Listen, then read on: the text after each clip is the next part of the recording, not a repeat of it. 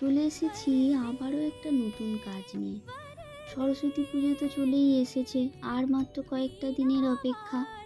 আমার পাঞ্জাবি প্রিন্টিংও প্রায় শেষের দিকে। আজকের এই পাঞ্জাবিটা কলকাতা থেকে এক দিদি তার ছেলের হাতে খড়ির জন্য অর্ডার করেছিলেন। দিদি একটা স্যাম্পেল পাঠিয়েছিলেন।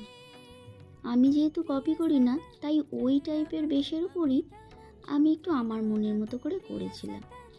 পাঞ্জাবিটার নিচের দিকে বিনা হাতে সরস্বতীর মূর্তি, হাঁস, হাতে করে নিয়ে একটু ছড়া, এগুলোই করা আছে। আর দিদির ছেলের নামটা অ্যাড করতে বলেছিলেন।